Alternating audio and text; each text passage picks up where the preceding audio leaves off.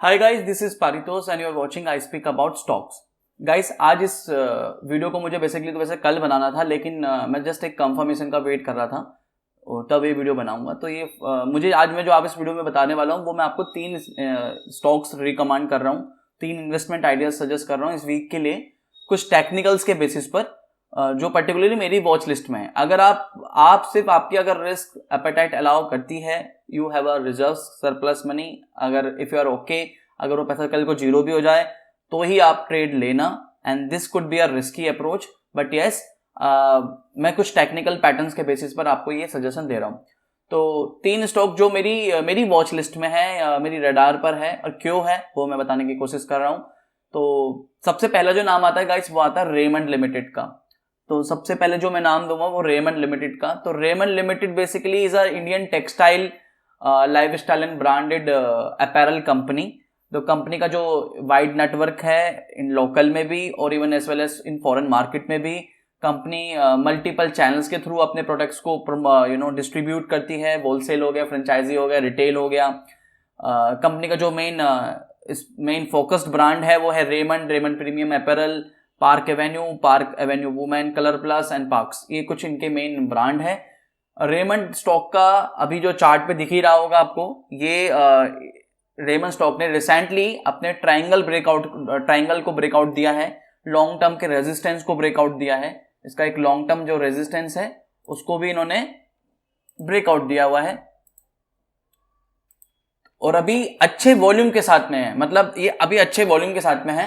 I was waiting कि इस stock में मैं वेट कर रहा था कि एक और कंफर्मेशन मिल जाए तो आई डू ट्रेड। मैं तब इस पर्टिकुलर स्क्रिप्ट के साथ जाना चाहूंगा।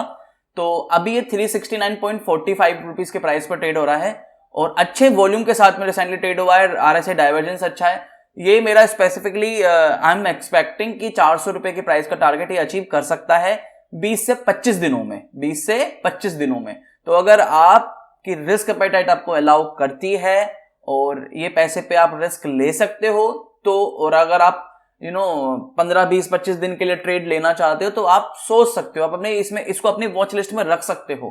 कंपनी के बारे में थोड़ा सा और डिटेल में पढ़ना, इसके फंडामेंटल जाके चेक कर सकते हो, बहुत सारे वेबसाइट्स पे मिल जाएंगे। लेकिन सिर्फ ये टेक्निकल कॉल मैं आपको बता रहा हूं क्योंकि वॉल्यूम बहुत अच्छा वॉल्यूम पर है। मेरे मूविंग एवरेज जिसको मैं फॉलो करता हूं, मूविंग एवरेज उस पे उन्होंने उसको भी रिसेंटली मूविंग एवरेज को टच करके निकला है, ट्रायंगल ब्रेकआउट मिला है। तो ये एक फर्स्ट मेरा एक स्मार्ट इन्वेस्टमेंट आइडिया, मतलब मैंने इस सीरीज को नाम स्मार्ट इन्वेस्टमेंट आइडिया दिया जिसमें मैं वीक पे वीक बात कर रहा हूँ, वीक टू वीक स्टॉक्स की बात कर रहा हूँ।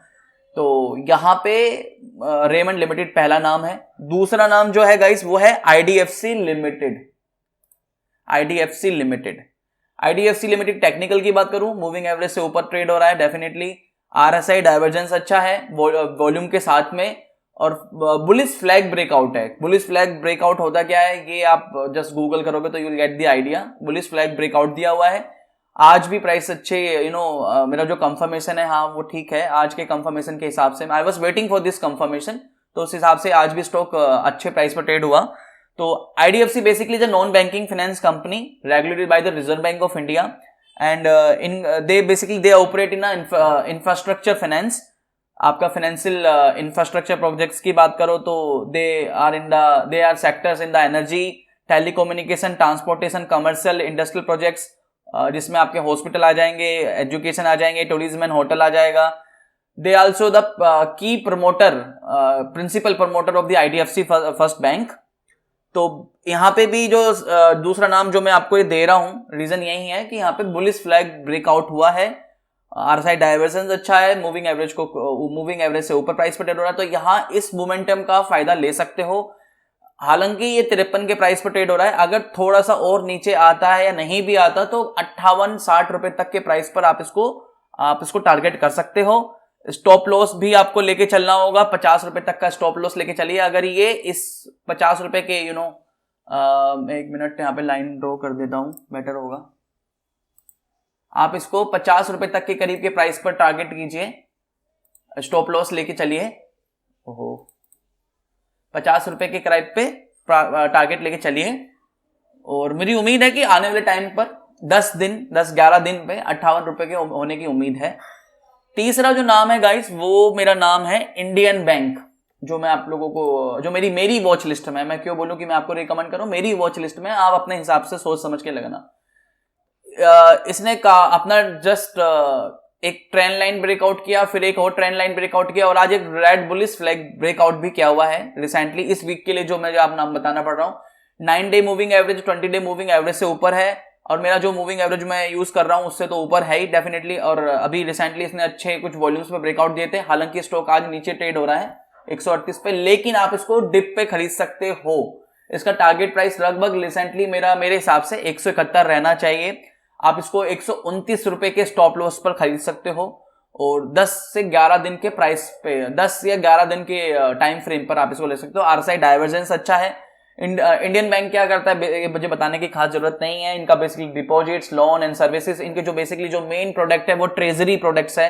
Treasury, corporate, wall banking, retail banking इनका मेन प्रोडक्ट है।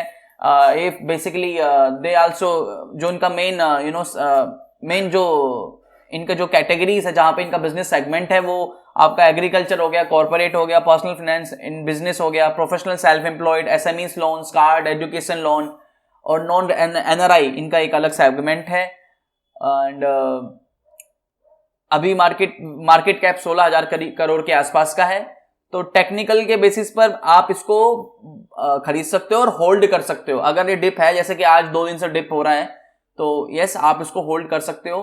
टारगेट 171, 129 के करीब का इसका स्टॉप लॉस। ये मेरी वॉच लिस्ट में ये 3 स्टॉक्स है जो मुझे फटाफट आप लोगों को नाम बताने थे। मैं चाहता हूं कि आप लोग भी इनको वॉच लिस्ट में रखो। अगर आपको लगता है, कन्विंसिंग लगता है, तो ही ट्रेड लेना, और अगर रिस्क एपेटाइट अलाउ करती है, मेरी वजह से नहीं कि मैंने बताया है, आपका एडवाइजर आपको सलाह दे रहा है, आपका माइंडसेट आपको बोलता है कि लेना चाहिए, तो ले सकते हो। रीजंस मैंने आपको बता दिए। तो बस आज के लिए इतना ही था। हम इसी तरीके की वीडियोस आगे भी फ्यूचर में बनाते रहेंगे। नेक्स्ट वीडियो मिलेंगे नए टॉपिक के साथ। तब तक के लिए धन्यवाद। वंदे मातरम। जय हिंद।